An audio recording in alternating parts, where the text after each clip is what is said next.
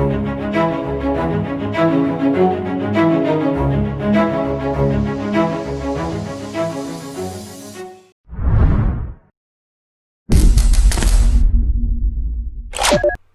zone appropriate greeting to you and welcome back to the Community Spotlight section. Today, for your interviewing pleasure, I've got a man who can freely talk to toasters, a man who thinks Belicarius cool, should have just kept the knowledge to himself, the high-tech priest dominus of Tabletop Tactics. Welcome, Stig. Hello. Hello, mate. How's it going? Very well, sir. Very well.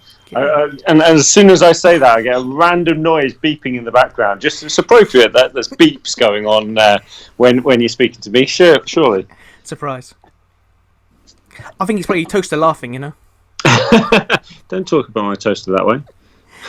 Okay. Welcome to the Community Spotlight of Wooden Spoon Wargaming.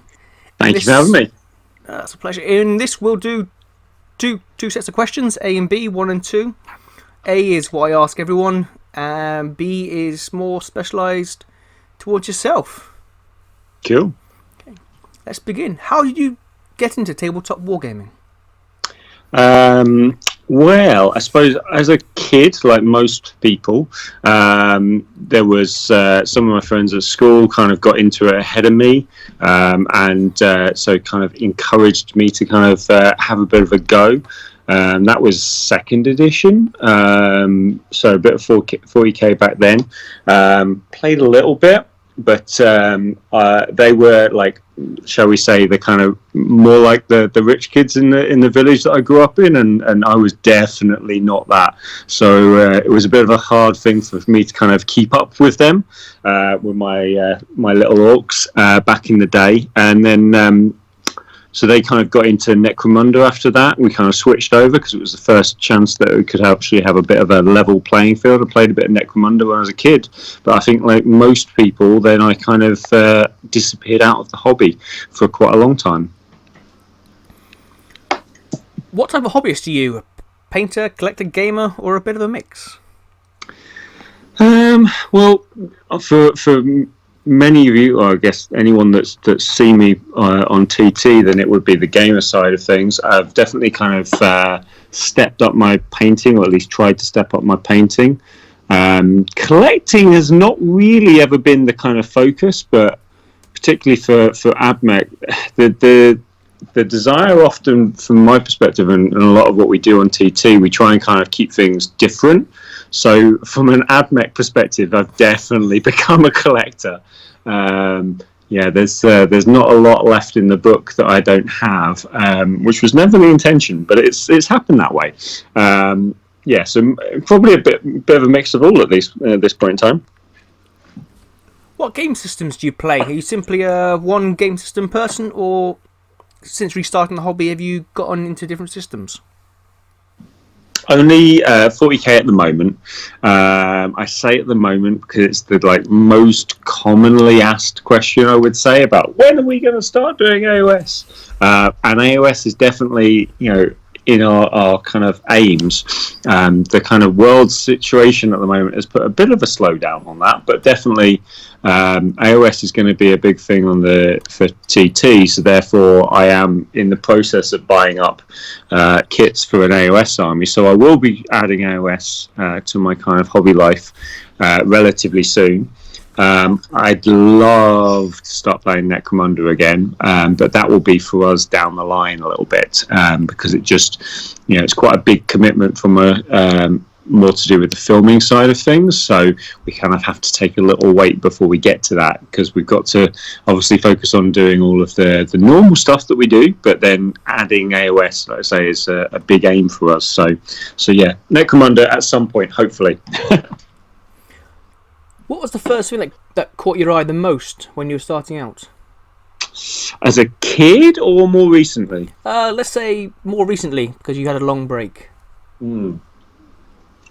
I suppose how much had changed. There was so much that had changed, but there was also so much that was the same. So I guess when I kind of started looking back into it, I started seeing things that I remembered, and that kind of caught my eye a little bit. And then say, because then there were so many things that were so completely and utterly different to anything I could have possibly imagined as a little spotty kid, that that kind of drew my attention. And then obviously the AdMech were the thing that I discovered the most out of all that.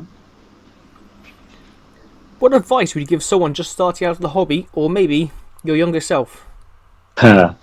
It's a question we get asked quite a lot, actually. I get very fortunate enough to have people kind of contacting me and saying, I'm just starting this army, or I'm just starting in, and what would you advise? And I think I stole this from somebody, so it's not my words of wisdom, but I've definitely parroted it a lot, and I think it makes the most sense to me anyway, is to kind of look at the troops of all the different armies. The troops are the thing that you're going to move and paint and build the most of. So look at the troops and pick your favourite troops, and that should then be the kind of who you get into as your first army. Because if you get into an army just because there's one model that's really cool, you might not like the rest of it. So I kind of very much focus on what's the pick the troops and go from there.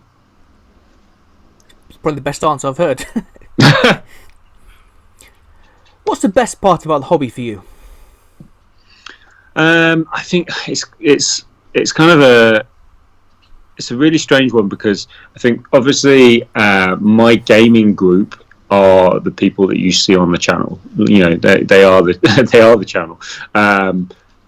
Other friends as well outside that, but mainly my gaming group. So that the group of friends that I have. Both kind of channel based, but then the other people that I've met and connected with globally really, has been the kind of best thing for me. I think for a hobby that has a kind of perhaps outside perception as being a little bit introverted and a little bit kind of self-isolating or what have you, actually it's so much about the people. For me, the game is completely different. The hobby, the community, is not the same without the interaction. And on the flip side, what's the worst part about the hobby for you? What could be improved? I'm not sure it could be improved, but I think the one thing that I love a good kit bash, as is the way with pretty much every AdMech player. I've never met an AdMech player that doesn't like a little bit of kit bashing. That's probably because of being a tech priest. So I think what I often find that probably the most tedious is putting something together that's exactly how it's supposed to be in the box, in the instructions, as opposed to with a little tweak here or there or what have you. That's the one thing that I get the least joy out of, I would probably say, rather than worst. What keeps you in the hobby? I guess all of those things. I do love the kind of if I think about kind of when I got back into the hobby, a big part of it was doing something physically and creatively that's a kind of world away from everything that I was doing in my kind of professional life at that time. So I think I love those elements. I love being something that you're creating, and you're creating with your own hands and what have you, and talents and thoughts and ideas. But so that's an element that is incredibly important to me. But then also, like I say, the community, and the friendships, and all of that piece is just incredible for me. That's a really important piece for me. How would you deal with a burnout situation or a phase of lack of hobby mojo? I think it's something that everybody has to deal with at some point in time, and I think for me, when I get in that situation, I've often got an odd extra random model sitting around that's not the current project on the go, right? Because I often will have something there that I quite fancy doing every so often, or I might want to have a go at, and then if I'm getting a bit of kind of downer on the current project that I'm doing, or I just can't, bring myself to do another Edge highlight on a Dark Angel, then then I'll just kind of pick up one of these other little projects that, or perhaps like go through some bits that are going to be for a kit bash and kind of make sure I've got everything. And by doing something, I'm doing like one little bit better. Those marginal gains on every project can make a massive difference. And then all of a sudden you're back in the swing of it. That's certainly the way I find it anyway. So what projects are you working on at the moment? Well, anyone that was seen on my Instagram at the moment, I've got a Dark Angel project on the go that's for a very good friend of mine. Again, we keep talking about friends and community. It's weird how it keeps coming back to that. Who I played at my very first tournament, and we've been friends ever since. So I'm doing a project for him, getting some Dark Angels into his massive Dark Angel collection. So I'm honoured to be adding some stuff to that for him. I have a few little AdMech projects on the go in terms of got some infiltrators that are ready for paint at the moment. And then to a certain degree, I'm keeping my space a little bit clear because I'm anticipating at some point when the world gets back to normal, Engine War might come out, and these extra AdMech bits that we've seen leaked by Games Workshop, hoping that those will be not too far down the line. I can get my hands on all that lot to get my teeth into. Do you plan out projects, armies, or do you get sucked in with wanting to collect the whole codex? Well, I think initially I kind of did a little bit of both. I kind of had the vague idea what I was getting, but I kind of just started getting pieces that I liked, and I think that's the best way to do it when you're starting out. With the AOS army, for example, that I'm kind of planning, I'm doing my best not to give any spoilers as to what it is. I am planning that a lot more. So I'm buying kits specifically and with at least an initial list in mind, but then with other areas around. I think, again, one of the things that we really like to do on the show is kind of give you guys different armies. So even in a personal army, I will never actually just build 2k. I'll always kind of plan to sort of 2,500-3,000 points to start off with, and have an idea around that, so that I've got various options to be able to play with and see where we go. For kind of individual projects, like I remember when I was doing my kind of 9 floaty boats, that was probably one of the first projects specifically that I kind of planned exactly how I was going to take on a batch build and paint of that size, and that was kind of just working out like how was the best way of kind of going through that project as a whole, to kind of make sure that I didn't fall foul of Hobby Mojo disappearing. So kind of working out the best way of kind of doing that as well, and having a little bit of forethought on it was no bad thing. I see you called them floaty boats and not fly boats because yeah, just a little bit. You know what was the funniest things? I love it when I'm at tournaments and some random person will come up to me and say, "So are they flying?" And they're like, all in on the joke, and it's brilliant. They love it. I just find it hilarious personally.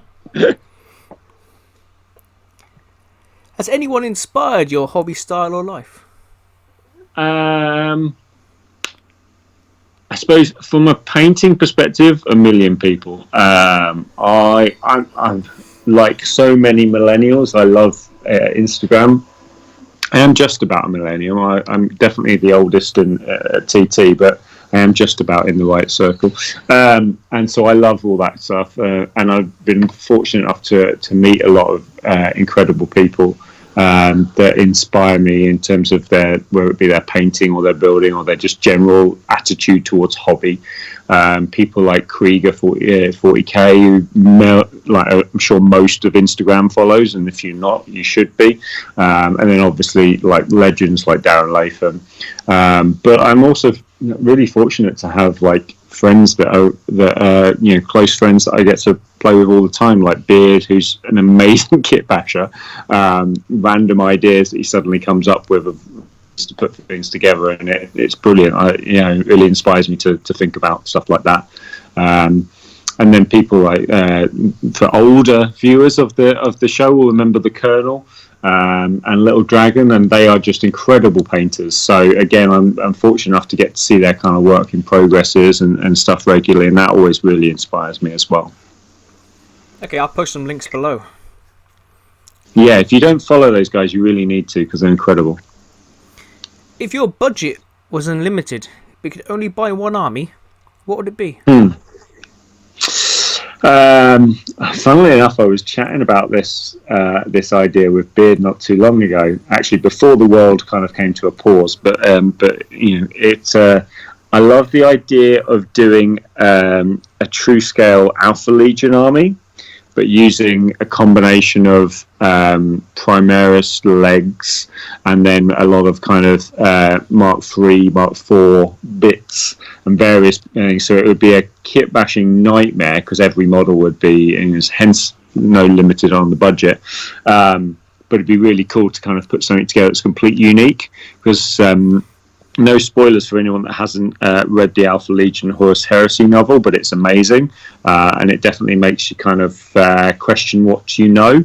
So I kind of like this idea of an army that's, which side are they really on, and which side is good? So and I love the idea of all of that being built into the models, if that makes sense. Yeah. I'd highly recommend the Alpha Legion model book, even, and also Deliverance Lost as well. That's always a good Alpha Legion one. Well, Alpha Legion Raven Guard. I think I've got that one coming up, actually. I'm kind of working through on Audible, and I'm a bit of a completist when it comes to kind of story, so I have to kind of go right from the beginning. So I've worked my way right from the beginning. I've just finished oh gosh, what was it? It's the Space Force one, the Space Force Slip of Thousand Suns. I can't remember which one, what it's called. Is it Prospero Burns, or is it something slightly different? Burns, yeah. So I just finished that. So I think I've got Deliverance Lost relatively soon, actually, but I'll get there. There's a big advantage to long commutes to the studio that I get to listen to Audible Horus Heresy novels.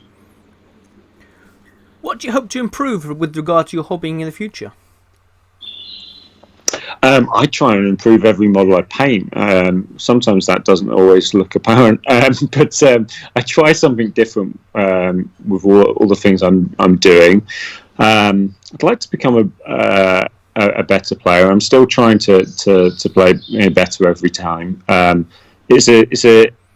With what we do, there's definitely games where we're playing for fun more, if that makes sense, and we're purposefully not picking always the best thing to do, because we want to do the cool thing.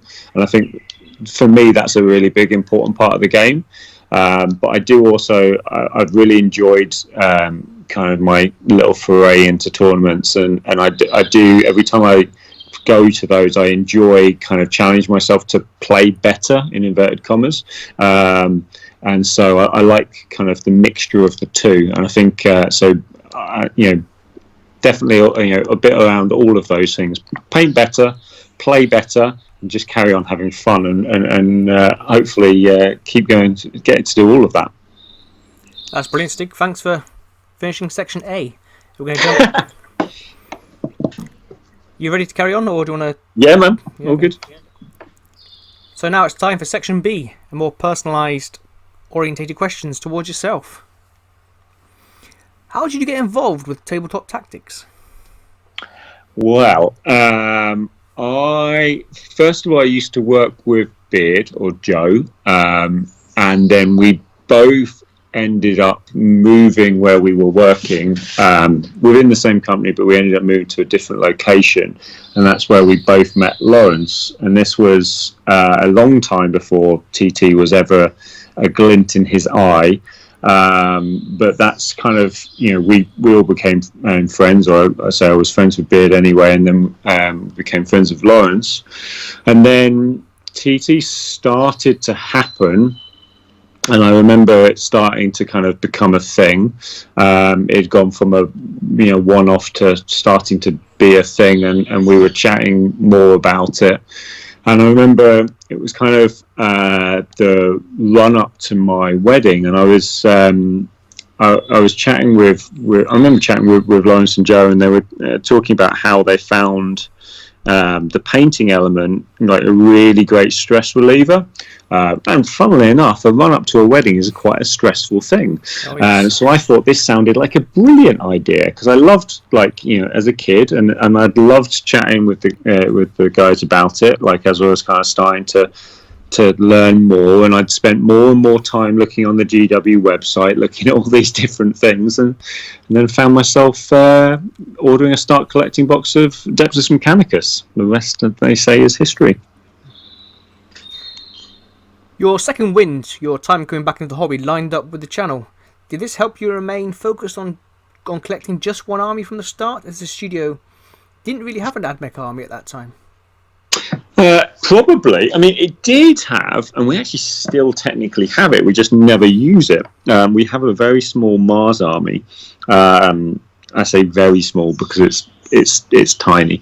I think it's only just 2,000 points. But it probably did, because the fact that I got excited. My first ever game of 40k. I say properly my first ever game, because like I say, when I was playing second edition, I wasn't really playing. I was a kid and I wasn't really knowing what was going on or any of the rules or any of that stuff. So yeah, my first ever game is on the channel. Was a game against Sanger. So I think the fact that my hobby life was rotated around filming as well, and that all became part of it. So it kind of really, I didn't even really think about it. There was no option but to kind of stay on track, as it were. I think the fact that we only had that tiny Mars army probably encouraged me to explore other things sooner than I would have done if there was a set army that I could have used, I suppose. So yeah, it's probably kind of why I started experimenting with various different things, and perhaps already precociously I had an idea of kind of how I wanted to play them that was a little bit different to kind of the Mars Castle. So I already started to move that way relatively early on. What's been the most enjoyable part of being part of the channel?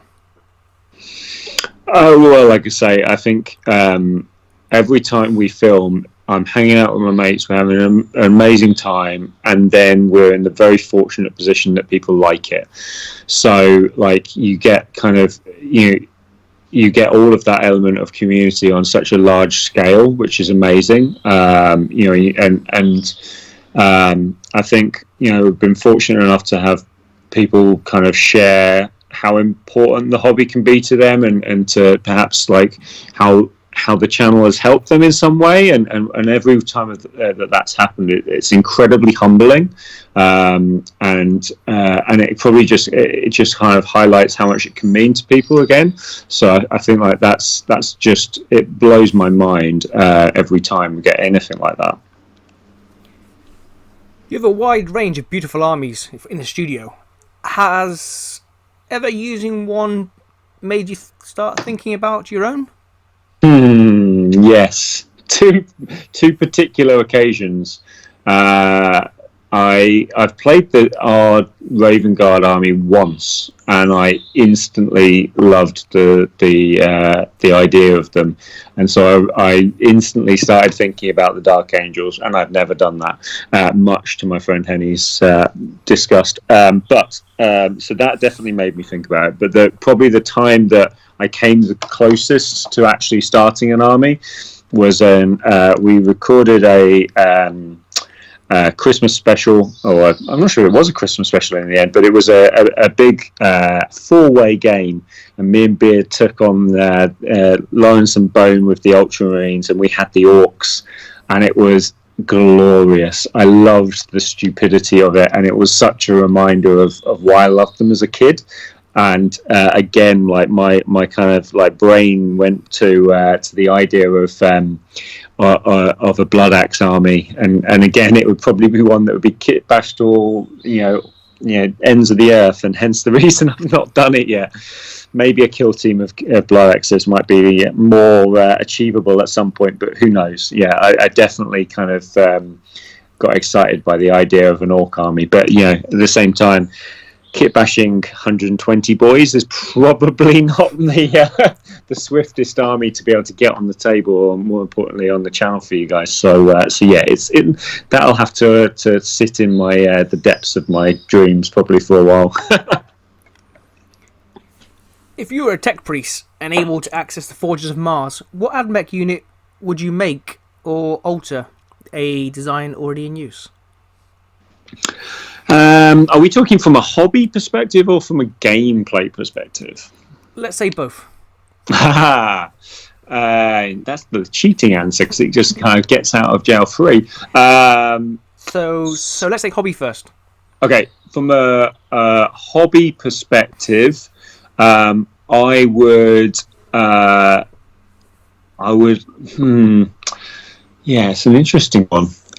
Whether I'd alter and create. The interesting thing is with the releases that are about to drop with Engine War, I can't get enough of seeing those photos that are kind of on Games Workshop, Warhammer community and what have you.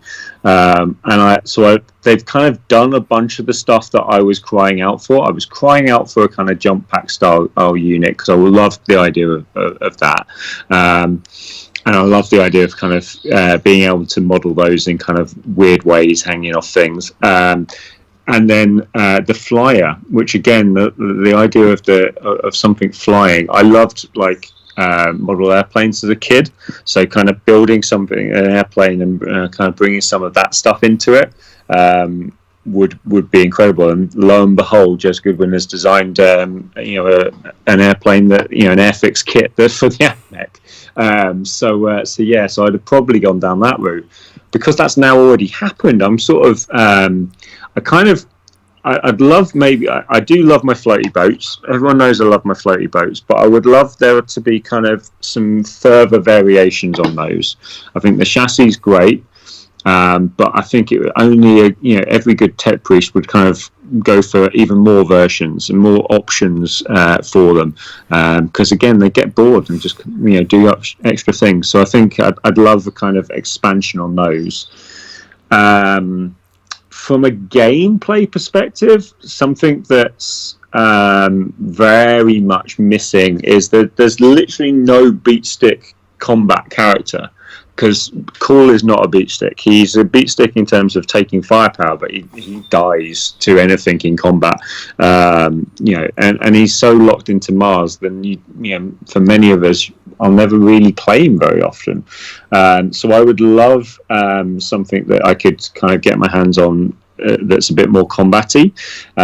It's also a bit of a lore stickler for me, because there's a great book or series of books by Graham McNeill called The Forges of Mars, and in it there's a kind of a Skitarii kind of Alpha Prime, I think is technically his title, but essentially he's researched every single form of martial art known to the Imperium and mastered all of them. So why can't I get a model like that? Do you know what I mean? That would be incredible. I suppose that probably goes into a hobby perspective, because that could be an amazing model to be able to base off, or if it was kind of something that you had loads of different options to be able to build your own version, that'd be incredible. But I'm very much wish listing.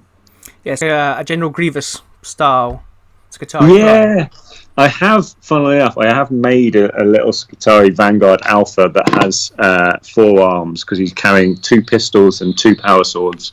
I'll have to finish painting him at some point, purely because I wanted to do it. Again, it's one of those little things that I'll have sitting around for when my mojo's not as strong as I want it to be, and kind of pick up something else to have a kind of go at. But yeah, I love the idea of doing something like that. I probably answered the question better with the second part than the first, but hey ho. Yeah. The first part, I would have gone a bigger floaty boat with a 2+ invulnerable save, rerollable, and can carry 20 Elektra Priests. Oh, well, if I could get, because at the moment, the reality is I still have 10 priests that are still on their snowy bases because I've never got round to redoing their bases because, I can realistically, it's very rare for me to field 20, let alone 30, and definitely not 40. But hey-ho, I'll get there eventually on the grand rebasing. Have you ever been recognised in a non-gaming environment? I hate to say it, but yes, and it's a very, very strange experience. I get quite freaked out every time it happens. Okay. Final question of this interview series, which does pineapple belong on pizza? You can tell you've been talking to the SM boys a little bit too much. So it all depends. I don't mind a Hawaiian pizza, but mainly because I am very fortunate enough to have eaten Hawaiian pizza in Hawaii, and therefore I think that's okay. That's brilliant, Stig. Thanks so much for taking part. No problem. So a massive thank you to Stig for taking part in this interview, and the Tabletop Tactics team for the amazing content they produce. And also, thank you to you for making it this far and listening to me interview one of my hobby heroes. Coming up next is a playlist with some more interviews. I hope you enjoyed it. If you have, what's your favourite part? Comment below, and a sub is very much appreciated. Thanks so much. Take care.